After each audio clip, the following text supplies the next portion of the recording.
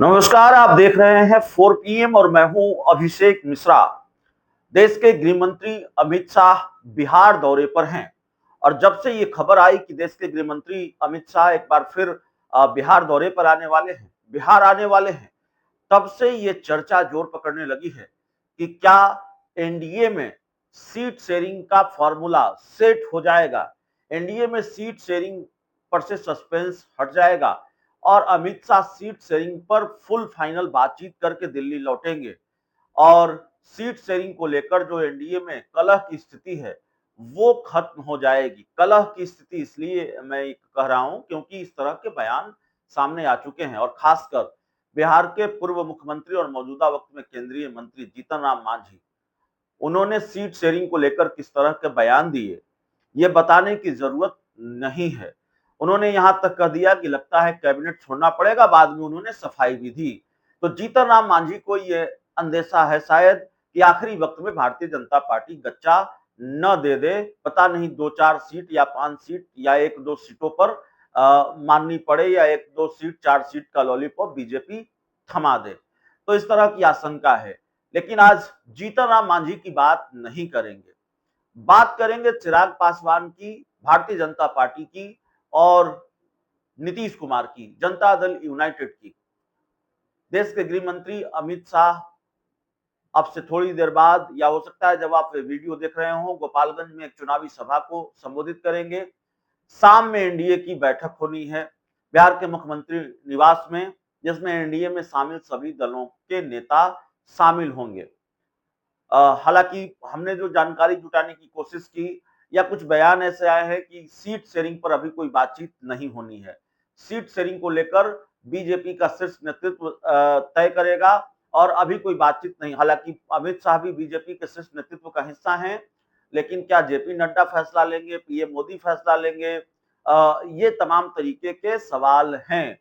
तो दावा तो किया जा रहा है, ये बात कही जा रही है कि सीट शेयरिंग पर को लेकर आज कोई बातचीत नहीं होनी है, लेकिन सीट शेयरिंग को लेकर पेच फंसा हुआ है एनडीए में, इसमें भी कहीं कोई दो राय नहीं है। जनता दल यूनाइटेड को लेकर खबर है कि जेडीयू इस जिद पर अड़ी है। जेडीयू ये चाहती है कि 2020 के विधानसभा चुनाव में जो फॉर्मूला था सीट शेयरिंग का, उसी फॉर्मूले पर एनडीए आगे बढ़े और उसी फॉर्मूले के तहत उनको सीटें दी जाए। हालांकि एनडीए में नीतीश कुमार सीटें मांगते नहीं है, सीटें लेते हैं और बाकी बची सीटें भारतीय जनता पार्टी के हवाले की जाती है। 2020 के विधानसभा चुनाव में सीट शेयरिंग का फॉर्मूला क्या था?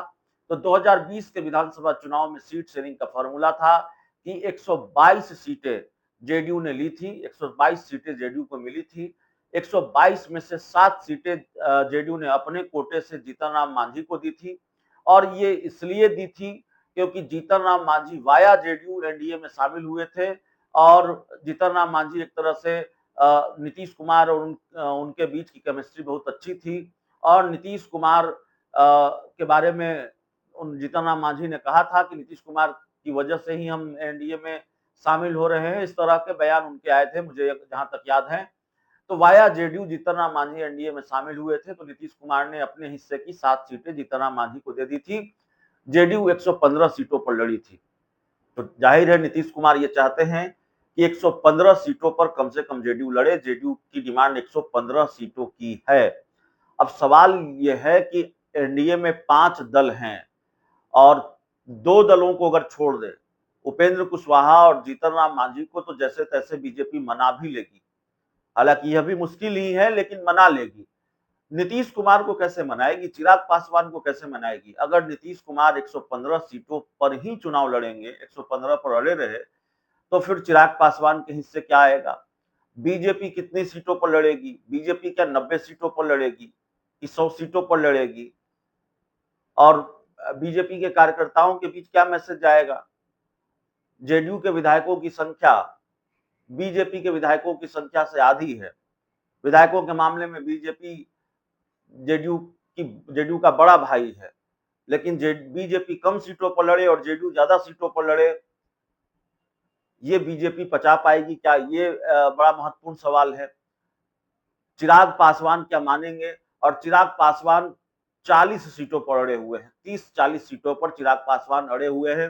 हालांकि चर्चा 60 सीटों की भी होती है कि भाई 60 सीट चिराग पासवान चाहते हैं। तो क्या चिराग पासवान की वजह से नीतीश कुमार पीछे हटेंगे? चिराग पासवान को 30 सीट भी देनी है तो जाहिर है नीतीश कुमार को यानी जेडीयू को 115 सीटें नहीं मिलेगी। इस फॉर्मूले से पीछे हटना होगा। 2020 का फॉर्मूला लागू होता हुआ नहीं दिख रहा है।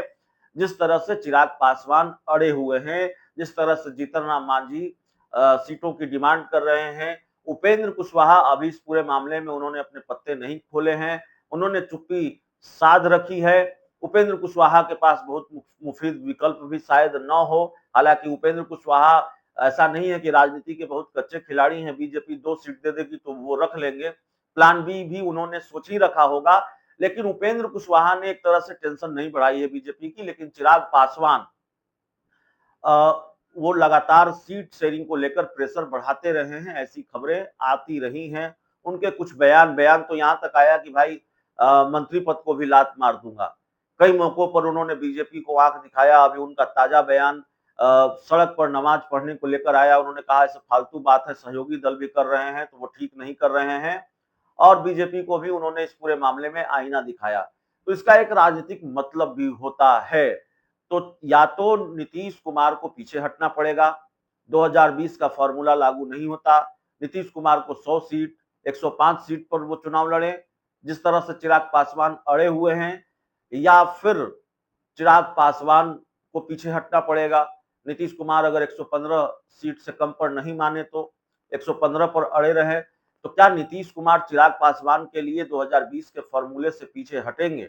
115 से कम पर नीतीश कुमार मानेंगे? क्योंकि नीतीश कुमार अधिकतम सीटों पर चुनाव लड़ना चाहते हैं, जेडीयू अधिकतम सीटों पर चुनाव लड़ना चाहती है और जेडीयू की मंशा यह है कि इतनी सीटें आ जाए कि भारतीय जनता पार्टी कोई खेल न कर सके, भाजपा उनके साथ कोई खेल न कर सके। भारतीय जनता पार्टी उनको ऐसा नहीं कि दरकिनार कर सके। और 43 सीटों का जो घाव है वो नीतीश कुमार भूले नहीं है।